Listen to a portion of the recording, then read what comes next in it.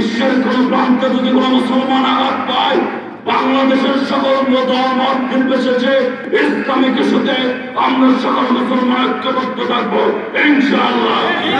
হয়তো দূর থেকে আমরা বুঝে দাঁড়াতে পারতেছি না, কিন্তু তাদের সাথে আমরা আমাদের সেই ইমানি এবং আমাদের সেই মুসলিম ভাইয়ের প্রতি যে ভালোবাসা, আমরা সেই সমর্থন ইনশাআল্লাহ সব সময় আছি।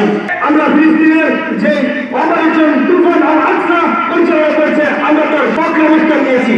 1948 সালের ব্রিটেনের ফিলিস্তিনের অবৈধ রাষ্ট্র ইসরায়েল 75 বছর ধরে শিশুদেরকে নির্বাচন হত্যা করেছে, মা বোনের কল খালি করেছে।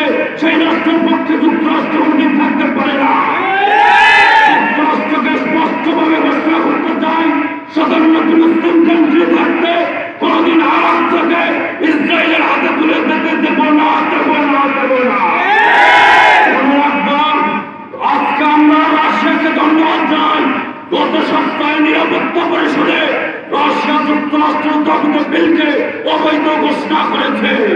ফিলিস্তিনের পক্ষে রাশিয়া অবস্থান করার জন্য আমরা ভ্লাদিমির পুতিনকে আরো একবার ধন্যবাদ জানাই। বিশ্বের কোন প্রান্তে যদি কোন মুসলমান আঘাত পায়, বাংলাদেশের সকল মত নির্বিশেষে ইসলামিক ইস্যুতে আমরা সকল মুসলমান ঐক্যবদ্ধ থাকবো ইনশাআল্লাহ।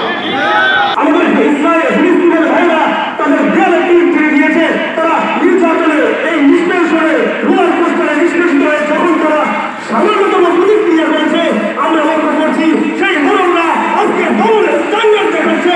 এই মুরল্লা আজকে তাদের কনফারেন্সে বিল বাস্তবায়ন করার চেষ্টা করে চলছে। তবে আমরা বিশ্বাস করি, একজন মুসলিম হিসেবেই নয়, একজন মানুষ হিসেবে বিশ্বাস করি, ফিলিস্তিনের যারা সাধারণ জনগণ, যারা এই যুদ্ধ পরিচালনা করছে, যারা এই আন্দোলন লড়াই পরিচালনা করছে, এটা তাদের মুক্তিযুদ্ধ, এটা তাদের মানবিকতার পক্ষে যুদ্ধ, এটা মানবতার পক্ষে যুদ্ধ।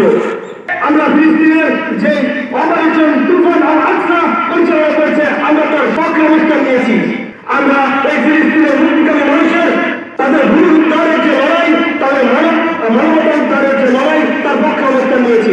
আমরা হয়তো দূর থেকে কিছুই করতে পারবো না, তবে আমরা আমাদের জায়গা থেকে যতটুকু করা সম্ভব আমরা ততটুকু করার চেষ্টা করছি। আমরা সকল আমাদের সকল উপস্থিতি জনগণ, সকল শিক্ষার্থী ভাইদের প্রতি উদাত্ত আহ্বান, আমরা আমাদের নামাজে আমাদের দোয়ায় তাদের স্মরণে রাখবো ইনশাআল্লাহ। ইনশাআল্লাহ বিজয় সন্নিকটে ইনশাআল্লাহ আমরা জিতবো, আমাদের মুসলিম ভাইরা জয়লাভ করবো ইনশাআল্লাহ। সেখানে তাদের উপরে কোনো জাহান্নামের যে আযাব কোনো শিথিল করা হবে না এবং তাদের সেই জাহান্নামের আযাব থেকে তাদেরকে মুক্তি দেওয়া হবে না। আমরা সেই ভরসা থেকে আল্লাহর উপরে ভরসা রেখে এবং ফিলিস্তিনের ভাইদের অত্যাচারিত সেই মুসলিম ভাইদের আজকে আমরা পাশে দাঁড়াতে চাই এবং আমরা মুসলিম উম্মাহ ধৈর্য ধরতে ধরতে আজকে আমাদের দেয়ালে পিঠ থেকে গেছে। আজকে আমরা সেই হয়তো দূর